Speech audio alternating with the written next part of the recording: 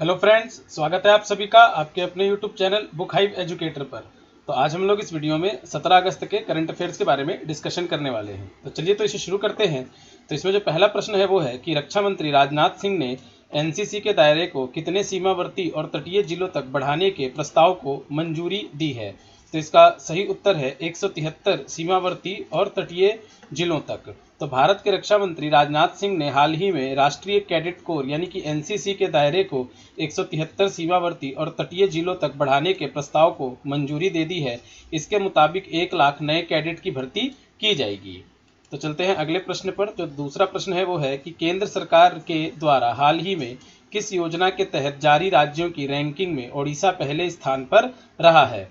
तो इसका सही उत्तर है डी, अमृत योजना। तो केंद्र सरकार के आवास और शहरी मामलों के मंत्रालय के द्वारा हाल ही में अमृत योजना के तहत राज्यों की जारी रैंकिंग में ओडिशा 85.67% स्कोर के साथ पहले स्थान पर रहा है। इस योजना का उद्देश्य राज्य शहरी क्षेत्रों में घरों में पाइप से जलापूर्ति प्रदान करना है।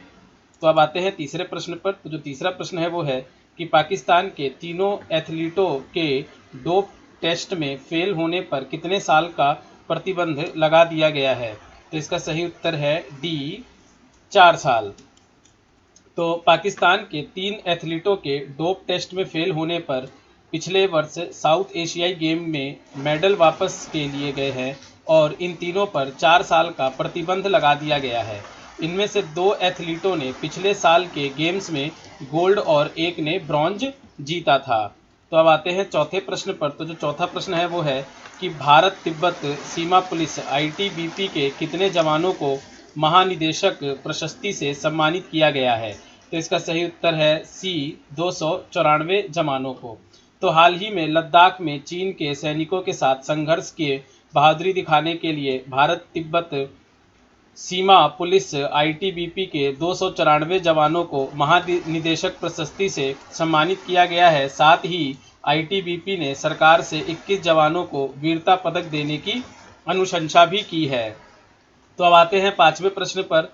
तो पांचवा प्रश्न है कि टेनिस टूर्नामेंट लेक्सिंगटन की महिला सिंगल्स में सेरेना विलियम्स कितने साल में पहली बार टॉप 100 रैंकिंग से बाहर के खिलाड़ी से शेल्बी रोजर से हार गई है। तो इसका सही उत्तर है डी, 8 साल। तो अमेरिका में हो रहे टेनिस टूर्नामेंट लेक्सिंगटन के महिला सिंगल्स में विश्व की नंबर 9 प्लेयर सेरेना विलियम्स 8 साल में पहली बार टॉप 100 रैंकिंग से बाहर की खिलाड़ी से सेल्बी रोजर से हार गई है। उन्हें अमेरिकी की सेल्बी रोजर ने 1-6, 6-4 और 7-6 से हराया है। सेल्बी रोजर ने अपने करियर में तीसरी बार टॉप 10 प्लेयर्स को हराया है। तो अब आ जाते हैं अगले प्रश्न पर। तो छठा प्रश्न है कि निम्न में से किस स्पेस एजेंसी के ट्रांजिटिंग क्योप्लेनेट सर्वे सैटेलाइट ने अपना पहला मिशन पूरा कर लिया है। तो इसका सही उत्तर है बी, नासा। तो अंतरिक्ष की अमेरिका की अंतरिक्ष एजेंसी नासा के ट्रांजिटिंग एक्सप्लेनेटन सर्वे सैटेलाइट ने अपना पहला मिशन पूरा कर लिया है। इस मिशन के दौरान सैटेलाइट ने 75% तारों से भरे आसमान की तस्वीरें ली है। साथ ही टीईएसएस ने 66 नए एक्सोप्लैनेट का भी पता लगाया है। तो अब चलते हैं सातवें प्रश्न पर। तो सातवां प्रश्न है कि अध्ययन के मुताबिक भारत के किस राज्य के वनों की कटाई की उच्च दर के कारण हॉर्नबिल पक्षी के निवास स्थान खतरे में हैं।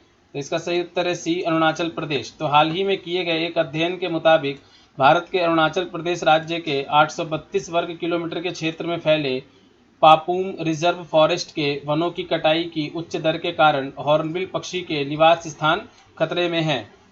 तो अब आते हैं आठवें प्रश्न पर। आठवां प्रश्न है कि प्राइवेट सेक्टर के किस बैंक ने अपने इक्विटी शेयरों के क्यूआईपी के तहत शेयर की बिक्री करके 15,000 करोड़ रुपए जुटाए हैं। तो इसका सही उत्तर है आईसीआईसीआई बैंक। तो प्राइवेट सेक्टर के दूसरे सबसे बड़े बैंक आईसीआईसीआई बैंक ने हाल ही में अपने इक्विटी शेयरों के क्यूआईपी के तहत शेयरों की बिक्री करके 15,000 करोड़ रुपए जुटाए हैं। बैंक इन रुपयों का उपयोग कारोबार को आगे बढ़ाने और नियामकीय पूंजी आवश्यकताओं को पूरा करने के लिए करेगा। अब आते हैं 9वें प्रश्न पर। तो 9वां प्रश्न है कि उज्बेकिस्तान में भारत के अगले राजदूत के रूप में विदेश मंत्रालय के संयुक्त सचिव डैश को नियुक्त किया गया है। तो इसका सही उत्तर है ए मनीष प्रभात। तो उज्बेकिस्तान में भारत के अगले राजदूत के रूप में विदेश मंत्रालय के संयुक्त सचिव मनीष प्रभात को नियुक्त किया गया है। वे अब संतोष झा की जगह लेंगे। तो अब आ जाते हैं 10वें प्रश्न पर। तो 10वां प्रश्न है कि इनमें से किस देश के सुमात्रा द्वीप पर माउंट सिनाबंग ज्वालामुखी में दोबारा उद्धार हुआ है। तो इसका सही उत्तर है सी इंडोनेशिया।